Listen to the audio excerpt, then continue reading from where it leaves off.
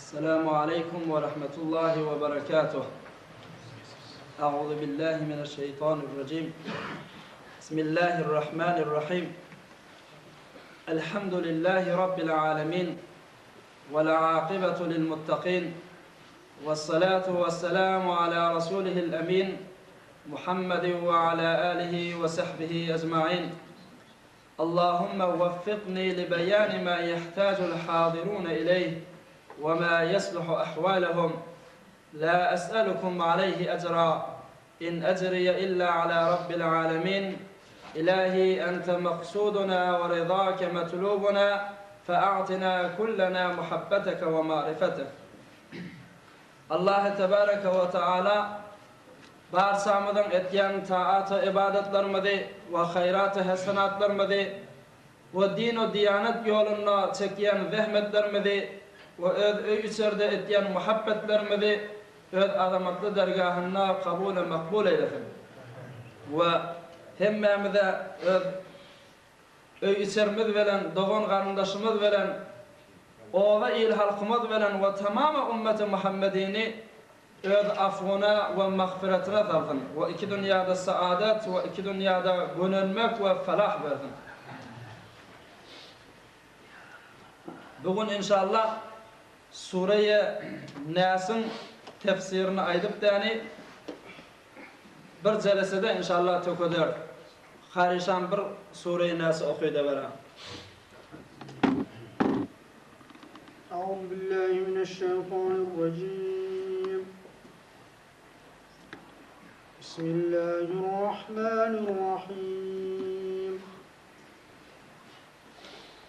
Kul a'udhu bi rabbin nas, melikin nas, ilahin nas, min şerril vesvasil khannas, الذي يوسوس في صدور الناس من الجنة والناس. Selamet kol. Kul a'udhu bi rabbin nas. Qav dikkat edin. Bunun da yani qiyitqa tercümesi şeyle. Kul aysen ey peygamber, a'udhu men sığınyan, panah talep etyen bi rabbin nas, adamların perverdigarına ki Huday Teala olsun, melikin nas, adamların padişahına, ilahin nas ve adamların ma'buduna sığınyan men panah talep etyen nameden min şerril vesvasil khannas, khannas bolan insanların içinde mahfi olan vesvese salyanın şerrinden Hudağa panah talep etyen deydi. Ey peygamber diye Huday Teala. Ellezî yuvesvisu fi sudurin nas.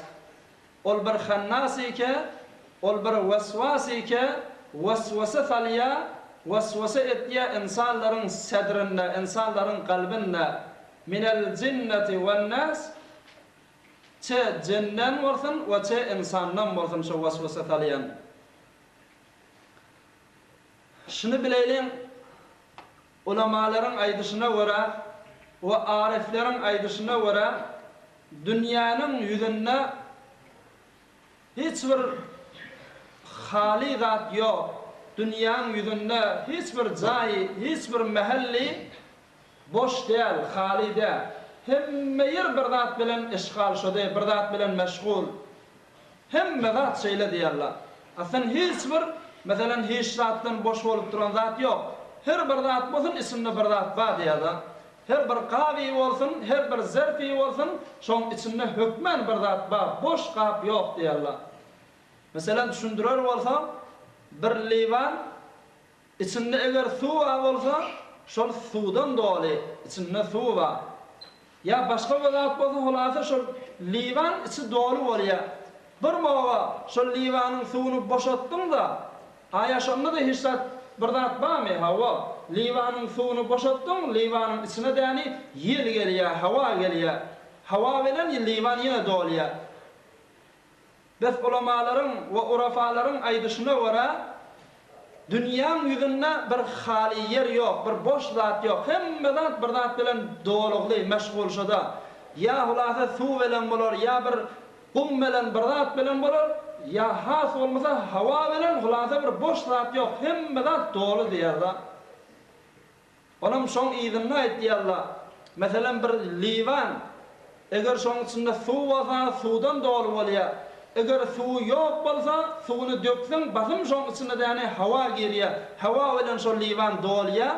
Aýnahu şonuň ýalypdyr insanyň dili, insanyň da yani bir lisany dili şoda eger Hudaýyň zikri bilen, Hudaýyň tesbihi bilen, Hudaýyň Qur'any zikri bilen meşgul bolsa, şo bilen doly, şo bilen meşgul bolýar. Eger Hudaýyň zikri tesbihinden boş olsa, şoňa basym däni bir bihuda we puç kepler şo dile barýar diýär. Bir bihud, gerekdär, bir masgaralyk, bir zat şoň ýalyk zat gurrunňa sen dilime gelýär. Eger dilimi Hudaýyň zikri bilen, tesbihi bilen meşgul etmeden basym jaýyna şo gelýär. Ya meselen ýene bir awadan gurrun etýärler, insanyň ki indi Sure-i Nas'da gerek zat da şaha. İnsanyň kalbi de şonuň ýaly. İnsanyň kalbi hemişe bir zat bilen dolugly, hiç mogy boş bolmaýar. Ya Hudaý Taalanyň zikri, tesbihi bilen, Hudaý Taalanyň ýady bilen kalp dolu bolmaly, Hudaý hemişe ýadynda tutup durmaly. Eger bir ağzı Hudaý Taalanyň zikrinden, Hudaý Taalanyň ýadyndan yürek boşada, basym şoňa şeytanyň waswasasy gelýär diýär şo kalbyňa. Eýne bu bir liwan su. Sen şonuňda yani sudan dolursan içinde hiç hava yok. Eger şonu yarsyny boşaltsan, şoň yarsyna hava gelýär. Kullan boşaltsan, kullan hemmesine hava gelýär liwanyň. Eýnehu kalpda şonuň ýala, eger insanyň kalbi Hudaý Taalanyň zikri bilen, tesbihi bilen, Hudaý Taalanyň ýady we hatyry bilen meşgul bolsa, hiç moga şeytanyň waswasasy bar bilmeýär. Amma ýanky Hudaýyň zikrinden bir azyk gafil galyň, bir azyk insanyň ýanky Hudaý Taalanyň ýadyny çykardyň ödýanyňdan, basym şeytanyň waswasasy kalbyňa jaýlaşýar diýär. Eýne bu ýanky liwanyň misaly ýaly. Biz şeytanyň waswasasy daşaltmagyň ýoly şaha musulman dowalla. Fakat şu öz yüreğinde, kalbinde Hudaýyň zikri bolmaly. Hudaýyň ýady we hatyry bolmaly. Şey dip dursak, şeytan biziň däni kalplerimize gelip bilmer, waswasa etmek üçin.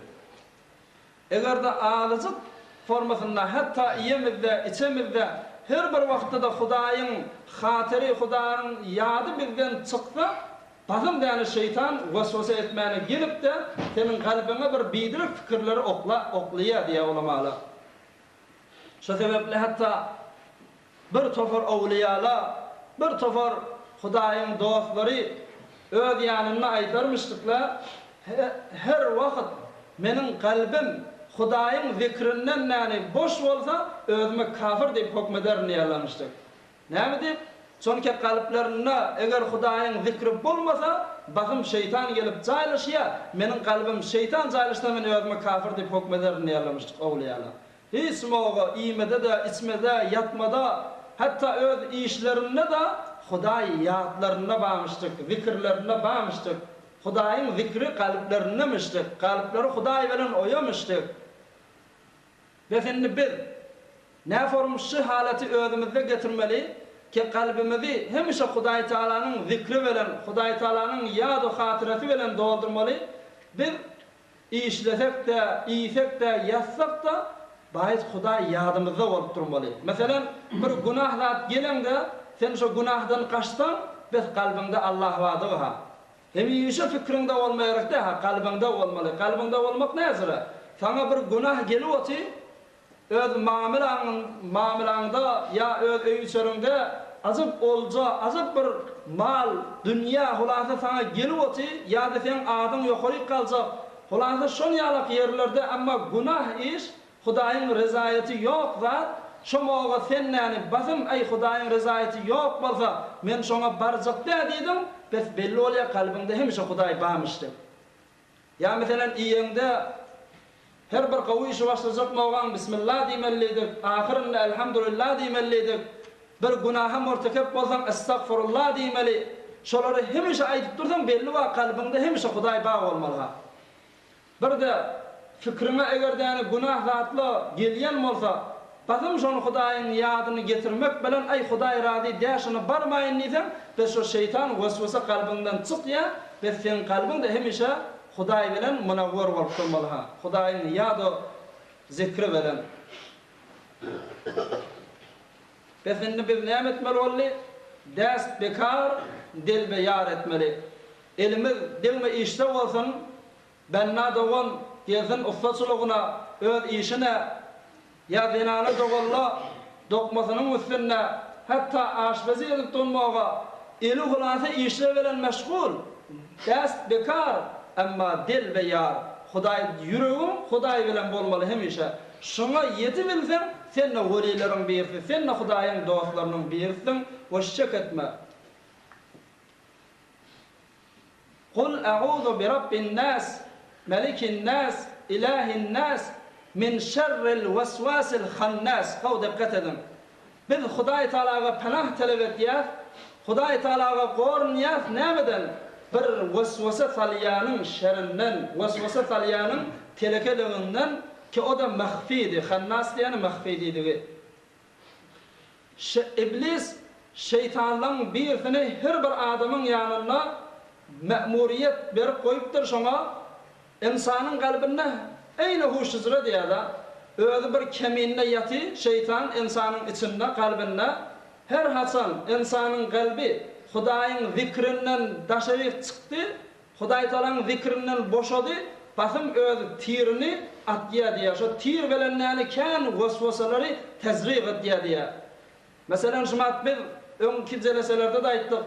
Sen näme mescide geljek bolýan, namaza geljek bolýan, gaw adamlar bilen oturşak bolýan, hulasy bir ibadete geljek bolgan şeytan gelýär sana waswasa salýar ýüregiňe. Sen däni gözüňe sowgu kökedýär, kızgyny kökedýär, ýagyny kökedýär. Hatta palçykly ýeri kökedýär, sana qyn kökedýär ibadetleri. Hatta öňdäki malgaraňy kökedýär, eger sen mescide gelsen, şolara kim imsuun bermeli, imsuun kim gözlemeli dipdäni. Şolaryň hemmejigi beýşek şeytanyň waswasasy. Şomaga a'udhu billahi mineşşeytanir racim dipde a'udhu billahi aýtsan, Hudaýy bir ýatlasaň, zikrini etsen, şeytan sen ýanyndan gaçyp gitmeli we waswasasy senden aýrylmaly. Hannasyň öz manasy mahfi diýdigi. Ellezî yuwaswisu fi sudurin nas. Qur'anyň metni öýdäýdi bolsa, ol bir waswas eken, gelip sen gorsagyňda seni waswaslyk edýär, seni waswasa salýar, seni bidirek wagtlary fikrine salýar. Şonu hannasy şo form edip insanyň içinde galypdyr. Onuň hemme insanlarda da başy. Şo hannas diýeni, şo waswas diýeni, indi gowçuny düşünsek, insanyň içinde, insanyň galbiniň daşynda kemininde du, öz elinde de bir tir bar. Her haçan insanyň galbi Hudaýyň zikrinden daş bolsa, Hudaýyň zikrinden boşada tirini atyp däni şoňa garşy, galba garşy atyp, galbi däni kan waswasalyk bilen tezriq etýär. Galbi kan bidirek fikirler däni isine oklaýar. Biz şoň etýän eşe şeýinde. O da awliýada bol, hatta peýgamberler bolsun, hemmejiniň galbinde şol hannas diýeni bar. Şol Hazreti Adam aleyhissalamyň içine jaýlaşan zat. Onuň oglanyň hemmejinde de şo hannas içinde bar diýerler. Hatta bir gün peýgamberimiz sallallahu taala aleyhi ve sellem öz zenanasy Safiyye radıyallahu taala anha, peýgamberimiziň zenanalarynyň biri Hazreti Safiyye. Öz zenanasy bilen Ummul Müminin bolan Safiyye bilen şeýle Medineň bir kuçalarinden geçip barýarmışdyk. Onuň ýolda iki däne sahabasy peýgamberimizi görüp däne salam berýärler. Assalamu aleykum diýip däne. Peýgamberimiz de wa aleykum assalam diýip salamyny gaýtarýar. Onuň peýgamberimiz izinden aýtdy: "Ey sahabalarym" diýär. yanındaki baryan zenana öz zenanam Safiye hadiye bir moğun namehrem bilen baryan muham dimen hadiye. Ona sahabeler diye subhanallah ya Resulullah diye. Ayatin bir peygamber de yani bir namehrem bilen baryan muha deyip diyendir muha diyen ya Resulullah subhanallah biz ozul fikredemiz aktiftir. Peygamber bişek şu fikri edendir sana deyiptir. Son sizde de hannas ba, sizde de vasvas ba, hükmen sizin kalbinizde vasvasa edendir. O peygamberi gözde bir namehrem zenane bilen barya deyip hükmen sizin vasvasanı kuyundur deyiptir. Biz şu vasvasanı ayıracak olup, def edecek olup merşinaydı otin. Şu Safiye zenanam hadiptir peygamberimiz. Biz sen her kim bol, hatta awliyala, hatta sahabala, hatta peygamberlerin kalbinde de şol vasvasa hannas ba. Peygamberimiz sallallahu teala aleyhi ve sellem'den bir gün soraptırlar ya Resulallah.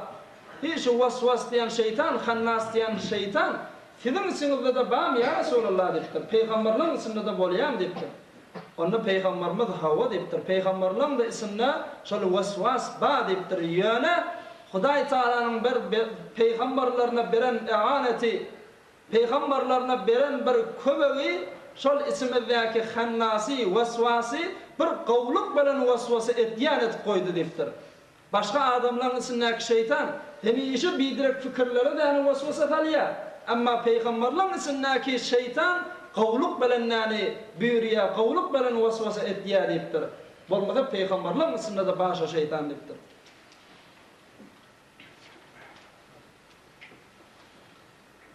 Şeytanındaki ne form özümüzden daşaltmalısını, iradını Euzu billahi mineşşeytanirracim'in tefsirini ayttık.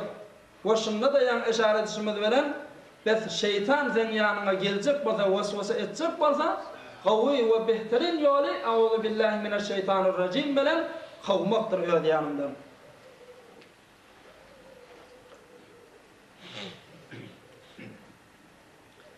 Onun ahirki ayeti "Ellezî yuvesvisu fî sudûrin nâs minel cinneti ven nâs."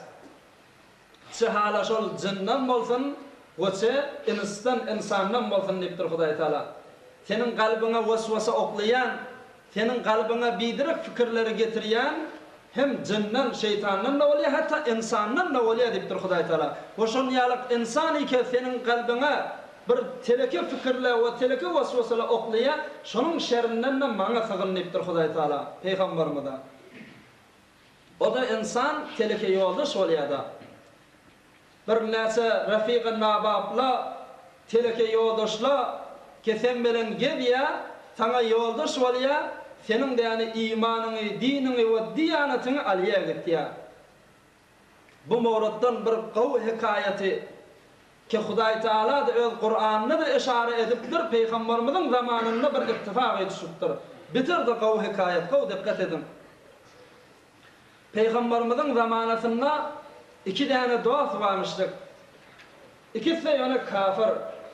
Birinin adına Akaba diyerler, birinin adına da Ubey ibn Halef diyerler. Qav dikkat edin. Bula da adamın adı Akaba, Ubey ibn Halef yani Arapların adı da. Her kavmin bir form adları oluyor da. Bula yine Arapların adı. Bula nezre adı deyimler da. Bir Türkmen birisi de yani Arap bilen vuruşmanı duruptur diye de qav dikkat edin. Arap bilen vuruşmanı duruptur, onun Arap da yani buna başardığından Arabi dili bilen sevgiyen olmalı. Ay falan o falan o falan. Türkmen neyem olmalı? Ay Arap bir duasını edip bozun sonra vuruşar diyem olmalı. Onun ne havarı yok. Arap dil bilen sevgi otuydu ama sevginin ondan havarı yok. Ay duasını edip bozun sonra vuruşar diyem olmalı. Bula da indi şonun yalak Arapların bir bolyan aralarında bolyan dilleri, adları. Indi bir iki tane dost, Akaba, bir de Ubey ibn Halef. Bula ikisi de kafir. Yöne Ubey ibn Halef bitirdi yani teleke yoldaşlardan, rafiq-ı nabablardan, son Peygamberimizin bitirken düşmaniyetini ediptir. Eyne bu Ebi Cehil yalak, Ebu Leheb yalak Peygamberimize kan ediyet veriptir. Bir gün şöyle akaba bir sadakazıp öýünde pişirip öz hemsayelerini çağırya öýüne. Bir ziyafat berýär, bir mehmaniyet diýär. Şonda çon Peygamberimiz we akaba bilen diýbar be diýbar hemsayemişdir. Peygamberimiz de çağırya. Fenne gel şeýle sadaka mady. Peygamberimiz de barya, başga hemsayeler de barya oturýar taçagyna. Hemme zat goýugly amady, hay alawerin diýilenne Peygamberimiz diýipdir: "Ey akaba, men senin saçagyndan hiç zat iýjek däl, hatda duzumla da atjak däl" diýipdir.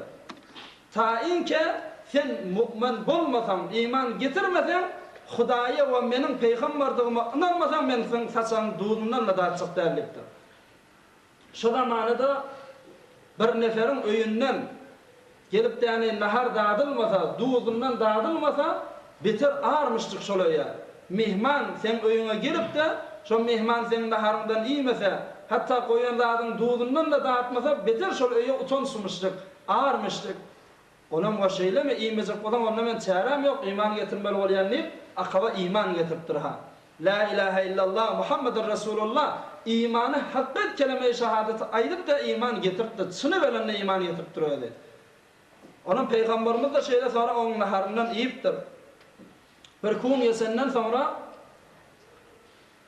akaba ol Ubey ibn Halaf dostunyň ýanyna oturşmany öýtdir. Onun Ubey ibn Halaf'a gurrun beripdir şeýle men mehman çağırdym öýüme Peygamber de geldi. Ay ola iýjek däldi, men de iman getirdim diýipdir. Ubey ibn Halaf diýipdir: "Näme etdiň sen?" diýipdir. Onda iman getirdim diýipdir. Ubey ibn Halaf diýipdir: "Sen dädeleň däni dinini goýup bir täze dören bir kafirin dinine bardyňmy sen?" diýipdir Ubey ibn Halaf. "Aslan men sen bilen indi dostlugyny aýyrjak" diýipdir Ubey ibn Halaf. "Git ýok bol, men seni görjek däl" diýipdir. "Onay bagyşla, men näme deýin, dostlukdan açyşmaýl" diýipdir akaba. "O Hasandan bäri biz bile ýoldaş bolup gelipdir." Onna ol Ubey ibn Halaf zangar adam aýtmany utanýa onuň aýdan şertini, eger sen näni şol peýgamberiň gidip de ýüzüne tükürmesen men sen bilen dost dälipdir. Gidiber diýipdir. Nauzu billah. Şo peýgamberiň ýüzüne tükürmesen men sen bilen dost dälipdir. Onuň akabada bulasa näçe ýyl dost, ay men dostlugyndan açyşyp bilmeýänni bolýar diýipdir, kabul etdir şertini. Peygamberimiz sallallahu teala aleyhi ve sellem namazyna secdede yatan moga däni baripdir ýeginde. Şondan Peygamberimiz secdeden galandan sonra ol akaba agdynyň däni suny tükürüni Peygamberimize garşy oklapdyr, tüküripdir Peygamberimiz ýüzüne. Nauzu billahi min zalik. Peygamberimiz emma çonki kirametli adam bolansoň, mucizeli we Hudaýyň pak bendesi bolansoň, akabanyň tükürüni hani Peygamberimiziň ýüzüne ýetmäke bir ot bolup, bir olakon çoğ bolup däni eýne köz ýalyk bir zat bolup, akabanyň öz ýüzüne öwrülip gelip, ýüzüni däni ýakypdyr akabanyň. Hatta akaba ta dünýäden geçýänçe ýüzü däni bir form gyzarylyp, şol ýakylan jaýyň alamaty galypdyr diýär, tükürüniň jaýy. Onuň Peygamberimiz diýipdir: "Ey akaba, sen murtat bollaň, İslam sana bir hukmy berer" diýipdir. Şondan akaba däni gidipdir, günden gün geçipdir, aýdan aý geçipdir. Bedir diýen uruşy başlapdyr. Musulmanlar bir tarapda, kafirler bir tarapda. Akaba da inni men kafir diýip kafirlaryň arasynda geçip, inni iman getirenden sonra ýene de dinden çykypdyr akaba. Şonda Peygamberimiz olakon sahabalaryna aýdypdyr: "Hal şol akaba diýipdir, murtat dinde de her kim murtat bolsa öldürmeli, şonu hükmen öldürün, diýip goýmaň" diýipdir. Hemen şu cengi Bedrin içinde de akabany öldürüpdirler. Hop akaba beýdip dünýäden geçýär. Sonra innal zangar dostu da Ubey ibn Halaf, Rafiq an-Naba. Onu da Uhud uruşunda, cengi Uhud'da Peygamberimiz sallallahu teala aleyhi ve sellem öz mübarek ve pak bolan eli bilen gelip Ubey ibn Halaf'ı öldürüpdir. Neýde bilen vurup, zahmy edip, şu zahm bilen Ubey ibn Halaf ölüpdir ha. Canı sıkıptır. Hadiste näme diýär? Şerrun nas raculun qatala nabiyyan aw qatalahu nabiyyun. Adamların telekefi bir adamdır ki peygamberi öldürse ya peygamber şonu öldürse diýipdir. Hal Yahya peygamber yalık ki adamını öldürüyorlar. Şon yalık bir peygamberi öldüren adam bitir yeryüzünde teleke adam şol deptir. Ya da peygamber gelip şonu öldürse o da heyvere teleke adam deptir. Hatta peygamberimiz umrunun içinde aslan ne kadar ha cenkte de şirket etmegi bilenle şu umrunun içinde bir ahadini öldürmeyiptir. Fakat şu Ubey ibn Halef'i öldürüptir. Peygamberimiz kullan başka umrunna hiç moğa insanın canını çıkarmayıptır, hiç moğa öldürmeyiptir bu adamı. Fakat şu Ubey ibn Halef o da bitir bedbaht adam bolansan, bitir biçare insan bolansan Peygamberimizin eli bilen canı çıkıp ölüptür diye da. Kıyamet günü olanda inne Hudaý Taala Kur'an'ında şon gurrun getiriyor. Akaba vakti kendi kıyamet bolanna mu'minler cennete gidecek, kafirler yani cehenneme karşı gidecek. Şonna akaba yani kıygırıp parmaklarını ağzına salıp dişlep şeyle ökünüp ya veylete leyteni lem ettehiz fulanen halila.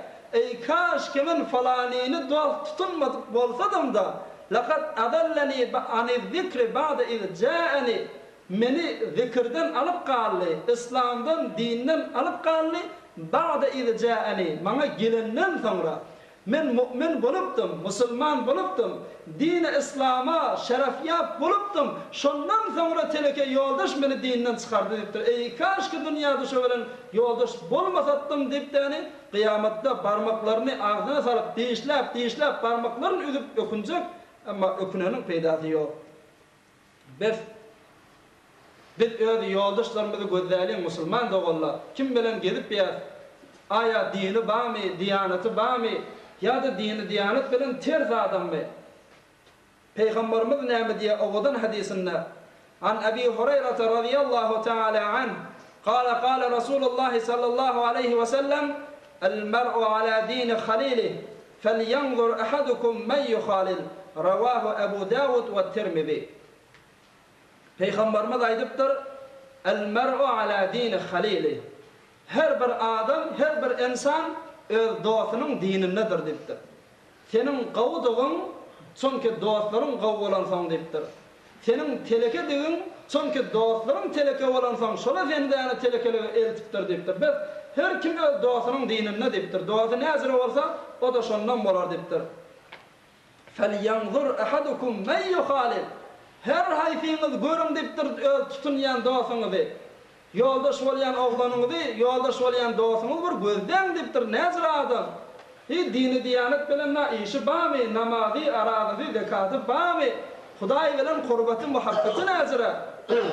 Sonra kıyamette barmak dişlep üzenin peydası yok. Vak şu bilen yoldaş bolmanlamıştık dipteni. Biz şu dünyada فَلْيَنْظُرْ أَحَدُكُمْ مَنْ يُخَالِلْ öz yoldaş bolyani ya zinanı doğulla öz boydoş bolyani näzire aya hicabı bami, dini diyaneti bami ya da sen hicab koyondu yani ol masxara çıkma seni mutaassifana kan eştiyas bir näse dostlar mescide gelecek diýerler bir näse ayarlığında hicab bolup hey yaşmaklı gezecek diýerler amma falan boydoşun koyana falan dostun koyana masxara diýerler. Ay indiren sofu bollanmy, o seninni öljek bolýanmy, falan bolýanmy, her form gurrunla aýtdy diýerler. Biz indi ola bilen yoldaş bolmaly, musulman da bolmaly. Yarabet better bolat azmaribet. Hakkı zat-ı pak Allah es-samad. Yarabet aret tora suye cehim. Yar niku gir ta ya bi naim. Teleke yoldaş seni cehenneme karşı nakit diyar ahirin. Görmedin mi Ubey ibn Halef akavan niriga gitti. Yarın niku gir ta ya bi naim. Qaw yoldaş tutun. Başarsana awliyalı bilen, Hudaý bilen naqat muhabbeti känli bilen, dost bol, gatnaş bilen ta ya bi naim ta cennet tabardan depdir. Hal akaba bir zaman peygamber çağırdı beheşti bolmaly boldy, son musulman boldy. Amma sonra teleke yoldaş bilen gitti, kafir boldy. Bir de ahirin gurruna bu mawratdan aýdaýlyň, ondan sonra inşallah jelesäni soňlar.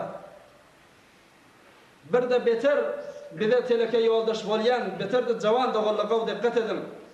Bize teleke hemrah bolýan, hemin bizim guşe hemramız ke onu qawy ýolda da istifade edip bolýar, teleke ýolda da istifade edip bolýar. Emma mutaassifana bizim nagadar ha jawanlarymyzy azap dinde vehmet çekip mescidde namaz okuýarmel jawanlar şol guşy bilen we mutaassifana şonuň içindäki bolýan mubtezel filmler bilen we ya öýdäki görülýän telewizionlar we ya mahbaralar we adam şola bilen de ýoldaş bolsa, şola bilen hemra bolsa, Hudaý saklasyn sen işin gyndyr ha.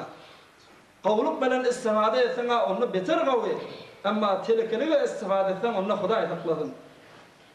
Hatta bir hafiz-i kelamullah mecid jawan oglan ödüňiz ýalyk bir danışşu medresesi bilen günnüz gije-de öz Qur'any bilen 5 wagt namazyny mescide baryp başarsa da şu danışgazy bilen arada tutýanmışdyk. Şeýle takwa oglan amma bir gün bulan öýlerine çünki hanawadaty ozara dini mezhebi däl, olan öýlerine däne mahbara getiripdirler, agyzy dogany ýygylasa. Kan jedilleşipdir, bana şu mahbara getirmeýän öýe şeytany da ola däne bir puço, bir bärkirak delille bilen, aýşyle bilen gowy habarlar eşder, şule bilen dünýäni özler, gowluk ýerde kan ahyrin dip däni bir puç pikirler bilen rahatla bilen, delille bilen näni mahbarany nesb edipdir öýlerinde. Jawan oglan näçe wagtlap öňküzi ýalyk bolup gedip bilipdir, emma gedip boljakmy wagtyky bir ýaman zat ýoldaş bolsa sana. Gijelikde öýleri halwat hiç kim ýok. Şonda şeytan waswasa etmäni gelipdir. Ey sen näme dip o mahbarany bir bar gözlemeýän? Içinde gowdatly kan ki bir barda gözledip şeýle ýanky waswasyl hannas yüreginden näni hol dadyp qissap bar sen barda gözledip şu gormy qissap durupdyr. Şondan wah bar göreýin dip hiç kimde ýok halwat. Evvelin bar telewizionyň ýygynda mahbara nesipşide şonuň däni bernamasyny bir göreýin dip eli däni titrap, hani ýakyp da görmäpdir telewiziony. Zordan bar ýapýa. Şondan beýlekde ölýänçe şo bilen ýoldaş bolup içindäki bernamalarky özüňiz bilýäňiz bir bidirek bernamalar içinde bar, tamamy fikri, zikri, hatta Kur'an hifz etmeli berde dursun, 5 wagt namaz berde dursun, jamaat berde dursun. Gije onni fikri de ýa-ni şu telewizion oşan ýalyk bernamalar bilen bolup geçdi. Näme dip şol teleke ýoldaş çekýär ahyryň özüne. Besbir eger de ýa-ni şunu ýalyk zat ba bolsa öýde başarydygymyzdan gowdatlar bilen istifade edelim musulman da bollar. We ýa gowdatlarymyzdan galmaýan şola sebepli. Hatta hemmämiz bilýär. Öz guşy hemramyzy günden näçe tarap isim açyp görýär, taýinki dostlarymyzyň iyi beren peýamyny okuýaly diýip. Hiçbir sual edip gördükmü özümizden? Günden näçe tarap Qur'any açyp görýär, ta Hudaý ki peýamy beripdir, şoň peýamy näme hadipdäni. Hudaý Taala da sana kan nagadyr ha peýam beripdir ki, Hudaýyň beren peýamlaryny näme hadip, şumady senen Qur'an alyp elimize açyp gördükmü? Ve güneden näçe tarapdan şo guşy hemramyz açyp dostumyz näme peýam beripdir dipden görýär. Aýagy Halygymyz, Perwerdigarymyz näme peýam beripdir dip açyp gördükmü guşyny? Biz habardar bolaylyk. Bir 5 günlük dünýäň içinde şeytanyň waswasasyna alanyp täni iki dünýä bedbaht bolamaýly musulman da bollar. Ahyrky owadan gurnuň oda galmasyn aýdaýlyk. İnsanyň bir teleke degi, yaman ýoldaş her teleke datda. Näme dip çonke yaman ýoldaş diýen zady Hudaý Taala aýşy Qur'anymda da goýmalar lepdir. Qur'anyň içiniň kelimesinden de getirmeler yaman ýoldaşlykdyr. Ýöne faqat bendiler maqal düşündireýin şu yaman ýoldaş bidirek wagtlaryň aýdaýyn dip Qur'anyň enki ahyry kelimesi etip goýupdyr. Enki Qur'anyň ahyry Kul a'udhu bin nas da. Şonuň da enki ahyrynda minel cinneti wen nas cennen we insandan we teleke ýoldaşdan dip enki ahyrda Hudaý Taala şo teleke ýoldaş getiripdir. Beter teleke bolmaly. Teleke ýoldaşa habardar bolan ýoldaş bolmagy edi. Qur'anyň awwelinde Bismillahirrahmanirrahim bilen başlapdyr. Ki Qur'an açyk görýär. Bismillahirrahmanirrahim awwelin harfi B bilen. Ahirin harfi de minel cinneti wen nas dip sin bilen tökülüpdir. ikilini üyüşürdük bes bolýar. Evvel o ahire Kur'an çıba Ahmet o sin. Kur'an'ın evveli be, ahiri sin bolupdur. Yani näme? Yani enderrehe din rehberi to Kur'an bes. Yani şu be veren sinin arafi ki Kur'an'ın özü olsun, eger sen şoň için näkilatlar okuyup bilip emel edip bilsen, şu sana bes, sana kafi, sana bolcuk şidilip diýdigidir diye ulamalar. Şu sebeple Kur'an'ın evveli be, ahiri sin bolupdur diye. Yani bes, bolli, kafi sana eger şu Kur'an'ı bilip yani isim näkilatlar emel etsen diye. Geçen hafta bir tane sualla soraptırlar. Indi tefsirimiz çok önemli. Sure-i Nas'ın tefsiri. Mesela deşruyda üstüne bir näçe nejasetli degiýär. Aya şola bilen namaz okuyup bolýam diýipdir, şonu düşündüräsem diýipdirler.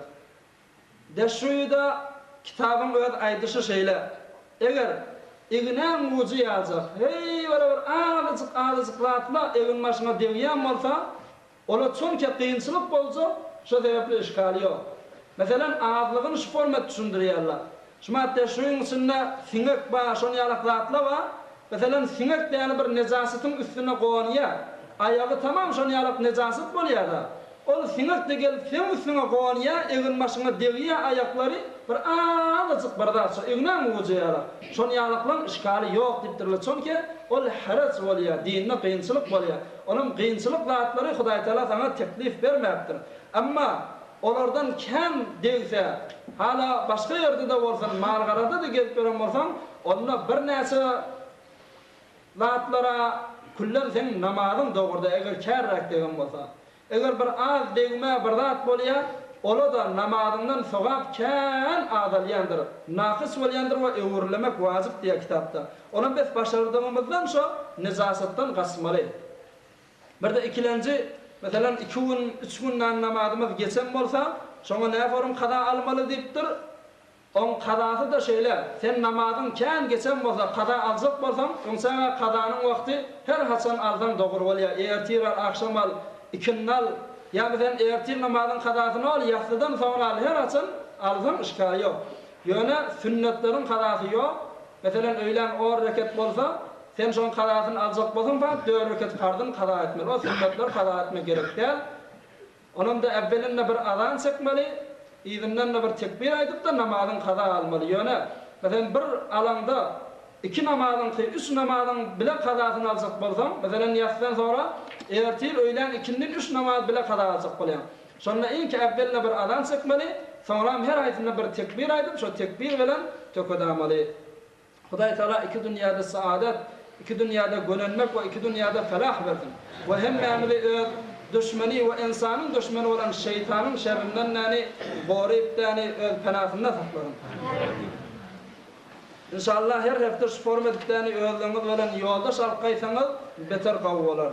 Hemmemiz bir elham sallallahu teýlim.